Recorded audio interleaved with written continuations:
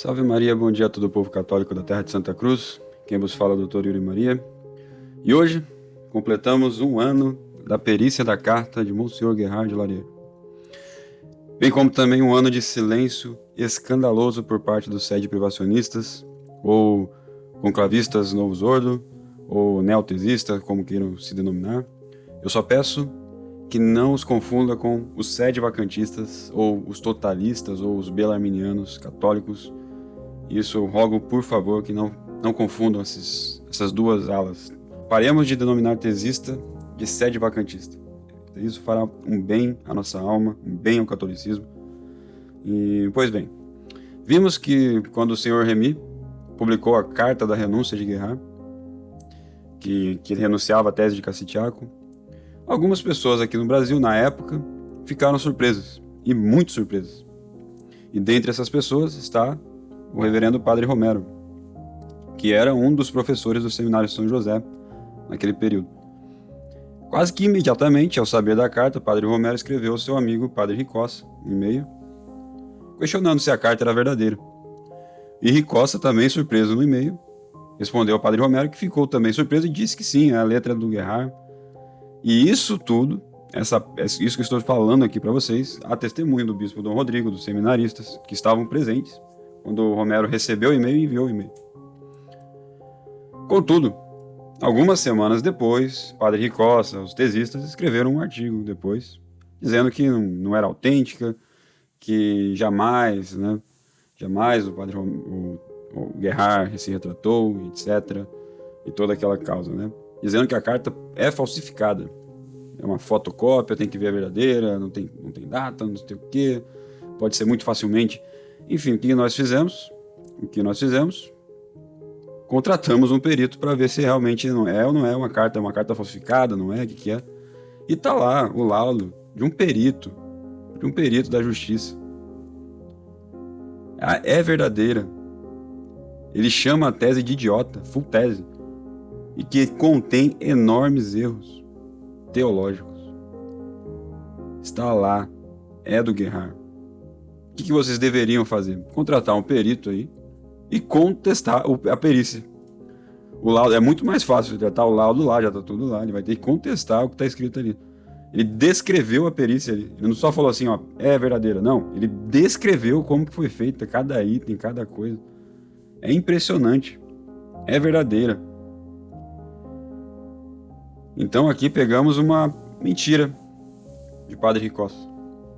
A fama do Padre Ricossa na Itália é de ser um senhor Williamson italiano, Monsenhor Williamson, um agente oculto de Ratzinger, que tem propósito de atomizar e aniquilar as posições católicas contra o Novus Ordo, segundo o senhor Remy e o site Virgo Maria.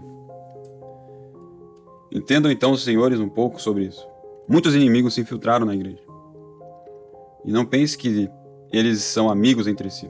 Eram amigos até a usurpação de João 23. Após isso, há uma espécie de briga entre esses infiltrados. Infiltrados anglicanos, comunistas, ortodoxos, maçônicos. O próprio bispo Felley da Fraternidade já relatou que existe em ativa atuação 4 maçonarias eclesiásticas dentro do Vaticano. A seita Rosa Cruz quer que os católicos sejam os mesmos, os tradicionais, os tradicionalistas, mas também querem que eles aceitem as mudanças de Paulo VI. Porque assim eles vão conseguir legitimar a sua igreja protestante com aquela teoria dos 3 ramos e dizer que essa igreja episcopal da Inglaterra, essa protestante, os ortodoxos e a católica formam a igreja de Cristo, verdadeira. São 3 ramos de uma só videira. Essa é a teoria herética que foi proposta aí para que nós seguíssemos. E para isso querem a todo custo esconder dos católicos a mudança essencial dos sacramentos da ordem de Paulo VI. E para isso eles infiltram seus agentes nos meios tradicionais. Tem que ser nos meios tradicionais. Porque a resistência a essa heresia modernista está nos meios tradicionais. Qualquer pessoa com mínimo de conhecimento básico olha para aquilo ali, aquela igreja que está ali, que estão querendo falar que aquela ali é a igreja visível, impressionante, e fala, isso aí jamais é católico. Um DJ tocando um padre DJ tocando e sendo promovido, querendo ainda ser bispo, né? Enquanto a gente aqui rezando a missa em latim é excomungado, é tratado pior que o pior prisioneiro de todos os tempos da Igreja Católica. Impressionante. Ecumenismo para todos os protestantes, ecumenismo zero para os tradicionais. É assim que funciona o Novo Zordo. Então é isso, eles querem esconder os sacramentos. Por quê? Porque assim eles querem que nós aceitemos o Novo Zordo e querem assim também esconder a invalidade dos padres e bispos do Novo Zordo. E é isso a essência do plano dos cabeças da fraternidade, da resistência e também deste Instituto Mater Boni Concili de Ricossa. Ricossa escondeu e negligenciou o estudo sobre a validade das ordenações e sagrações sacerdotais do Novo Zordo. Ricossa também interpretou hereticamente o Apocalipse de São João, dizendo que ele não fala de eventos futuros, mas sim do passado até o período de Nosso Senhor Jesus Cristo aparecer na Terra. Então, Ricossa premeditadamente confundiu os católicos sobre os documentos do Santo Ofício, com o intuito de dizer que a aparição de Nossa Senhora de La Salette foi condenada. E tal aparição é tão essencial aos nossos tempos, é tão evidente que aconteceu aquilo mesmo. Roma perderá a fé. Segundo os bispos e papas da igreja, é uma espécie de apocalipse de Nossa Senhora.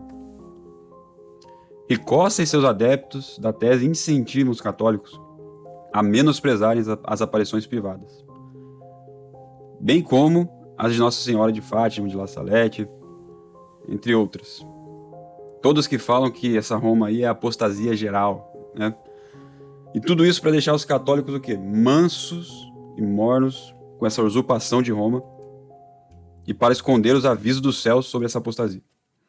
Dar uma visão mais amigável, favorável a esses hereges malditos. E os seus propósitos são os mesmos que os da maçonaria. Querem ter um vínculo com essa seita Novo Zordo, deixar os católicos nas suas dependências. E isso é o mesmo que deixar os católicos nas dependências da maçonaria eclesiástica satânica. Vemos as suas táticas, que é tão antiga como a serpente, de enganar os católicos. Primeiro eles ganham a confiança, publicando artigos, obras de grande valor, de grande peso, mostram, né, a erudição toda. E após adquirido o respeito e a fama, eles vão introduzindo suas pequenas heresias, vão cortando aqueles mais, os mais católicos fervorosos ali, ocultando as ocultações maçônicas e suas artimanhas. A gente não viu isso? O padre Ricossa começou a reabilitar cardeal Rampolla do nada, como um cardeal ortodoxo da fé, desviando a atenção dos católicos da maçonaria satanista Rosa Cruz. Que padre que está assim tão preocupado com a atenção dos católicos aceita Rosa Cruz? E é tão feio, não sei se a palavra é feio, né? Eu não vou falar outra palavra aqui que não cabe, mas é uma coisa pior, queria falar uma coisa pior, mas é tão feio um padre mentir.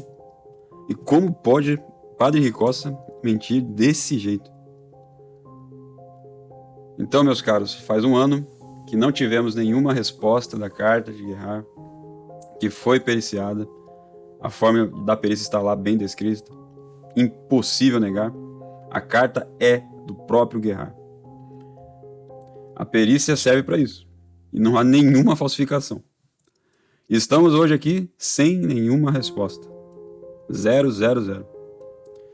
E o que é impressionante, como temos o fato de que Guerhard renunciou à tese, e ainda chamou de tese idiota, com enormes erros teológicos, ninguém mais, ninguém menos que Guerhard, um teólogo autorizado de Pio XII para dizer isso, não é? Isso já deveria bastar para qualquer tesista normal, que a pessoa que vai entrar na tese, o próprio inventor da tese, que é o teólogo autorizado, já disse que é uma tese idiota e que contém enormes erros.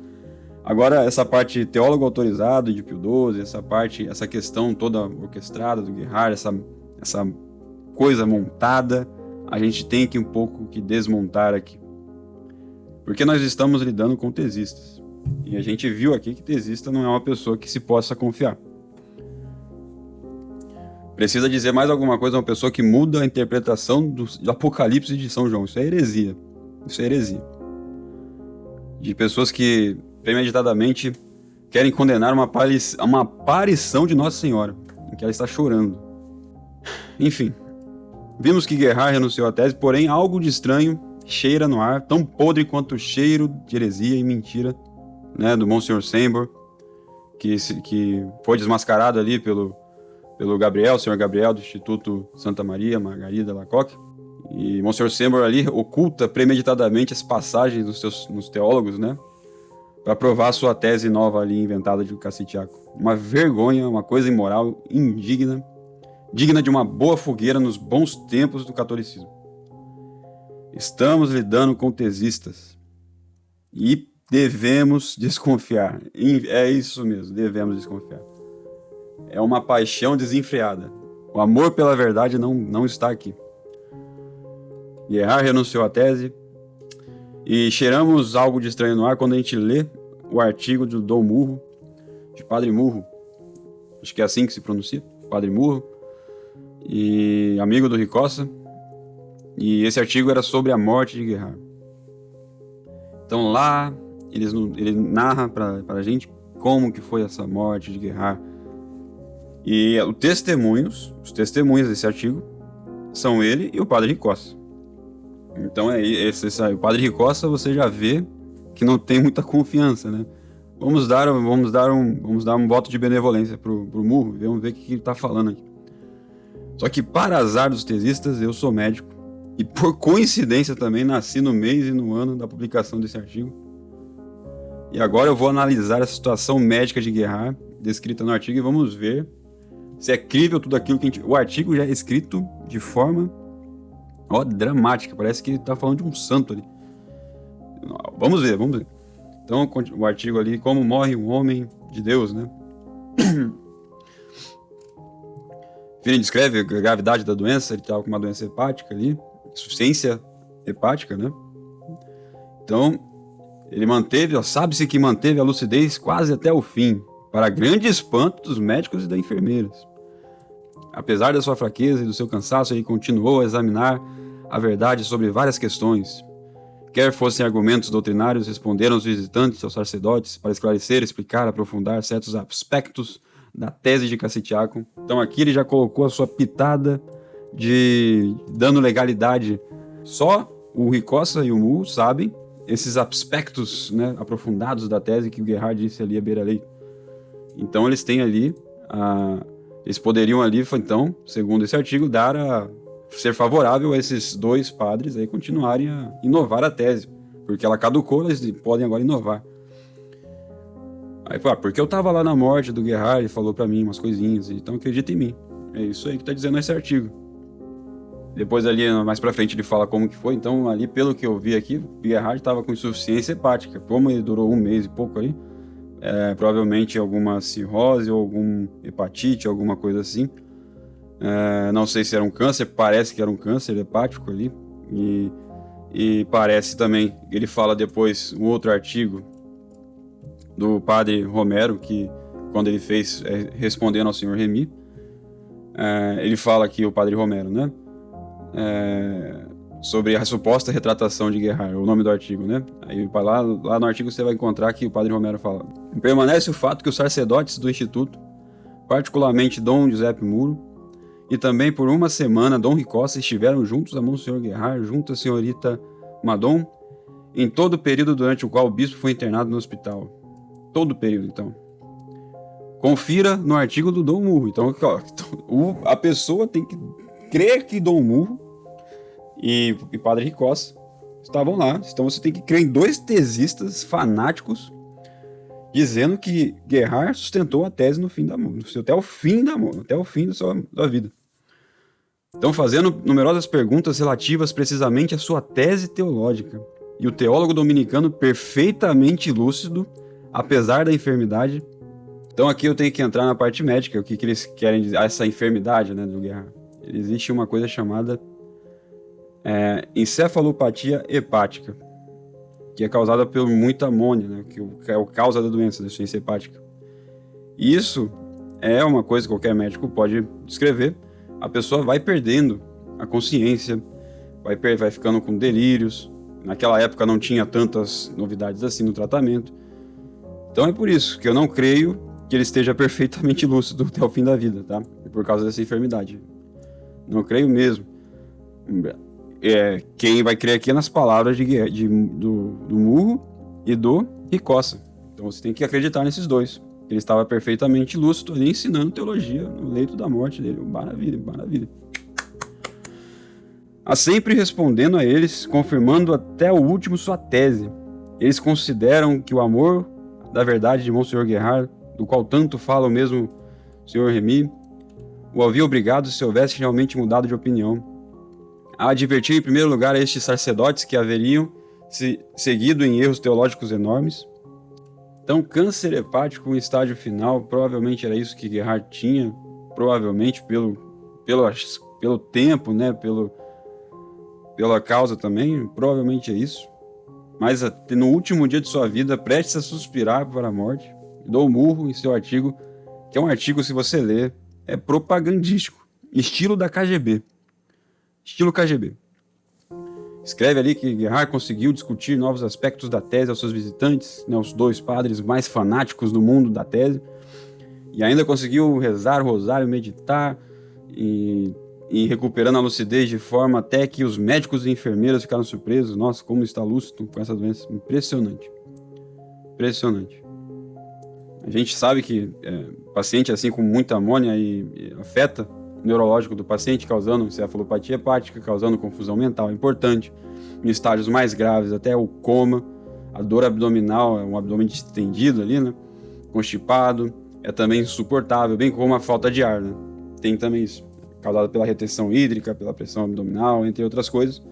Então, diante de tudo isso, né, ele não estava comendo nada, estava lá emagrecido, estava lúcido, pleno, conversando, debatendo teologia com os Padre Murro e Padre Ricossa.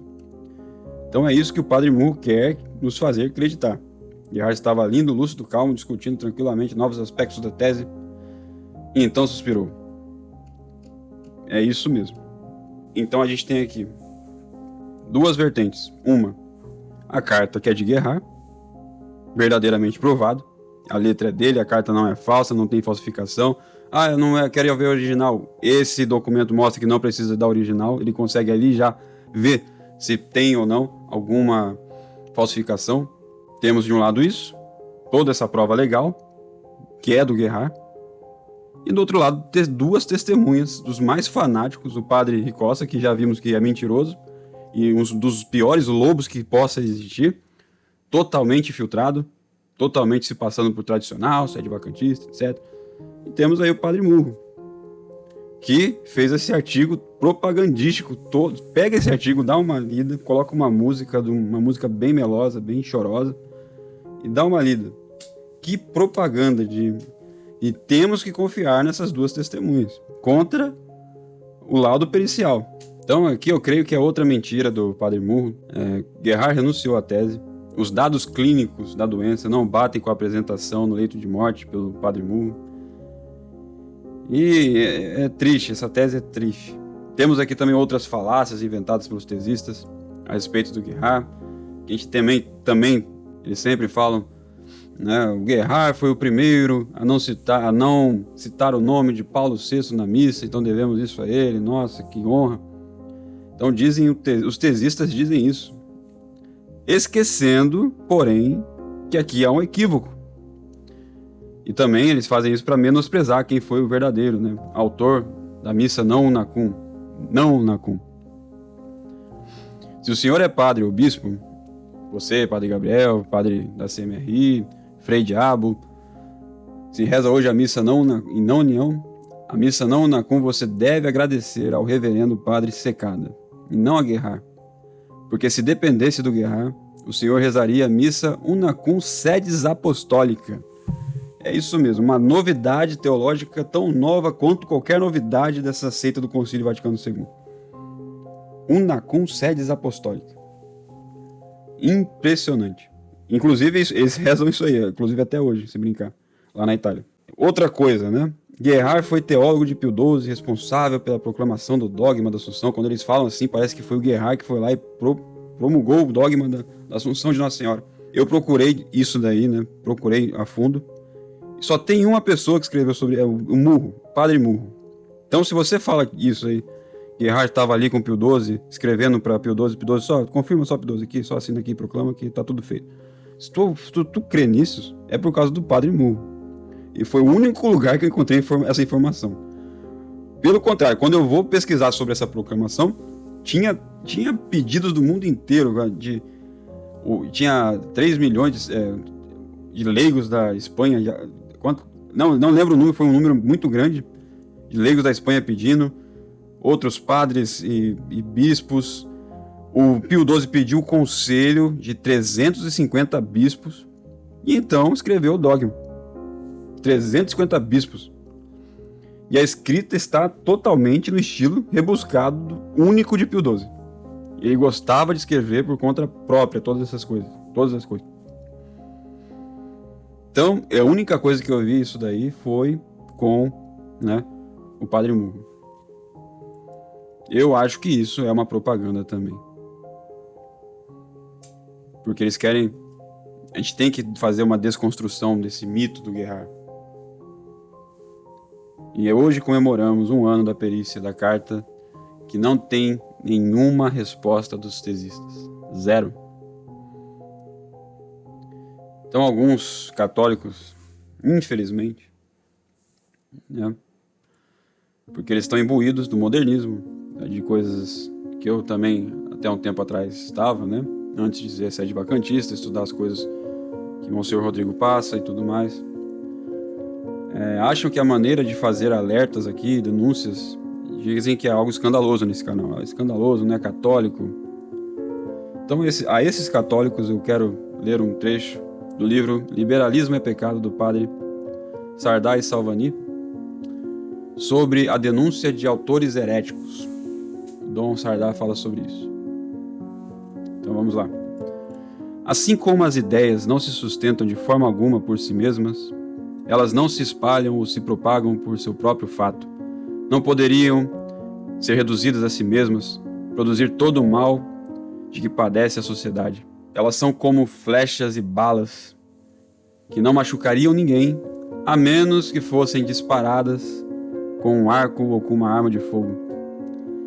É, portanto, o arqueiro e o fuzileiro que devem atacar primeiro quem quiser pôr fim ao seu tiroteio assassino. Qualquer outra forma de guerra será liberal.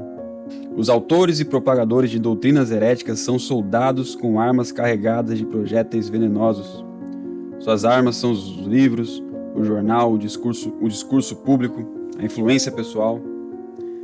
É suficiente ir para a direita ou para a esquerda para evitar os golpes? Não. A primeira coisa a fazer, a mais eficaz, é desmontar o atirador. Portanto, convém retirar toda a autoridade e todo o crédito do livro, do diário e da fala do inimigo.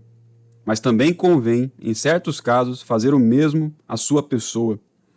Sim, por sua pessoa, que é inquestionavelmente o elemento principal da luta, pois o artilheiro é o elemento principal da artilharia e não a bomba, a pólvora e o canhão. Portanto, é lícito, em certos casos, revelar sua infâmia em público, ridicularizar seus hábitos, arrastar seu nome na lama. Sim, leitor, isto é permitido em prosa, em verso, em caricatura, em tom sério, lúdico, por todos os meios e processos que o futuro inventar. Por todos os meios e processos que o futuro inventar. Só é importante não colocar mentiras a serviço da justiça. Os padres que já citamos fornecem provas dessa tese. Os próprios títulos das suas obras dizem, em voz alta, que em suas lutas contra as heresias, seus primeiros golpes foram dirigidos contra os heresiarcas. As obras de Santo Agostinho trazem quase todas no cabeçalho o nome do autor da heresia que combatem.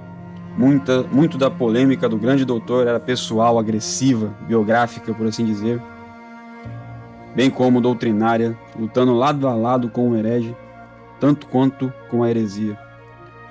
O que dizemos de Santo Agostinho poderíamos dizer de todos os santos padres. De onde o liberalismo tirou a nova obrigação de combater o erro apenas desconsiderando as pessoas, cobrindo-as de sorrisos e lisonjas?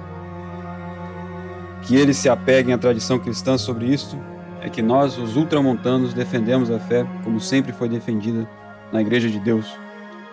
Que a espada do polemista católico machuque, que fira, que vá direto ao coração. Esta é a única maneira real e eficaz de lutar. Dom Sardá e Salvani, Liberalismo e Pecado, 1884, capítulo 23. Salve Maria, bom dia a todo o povo católico da terra de Santa Cruz.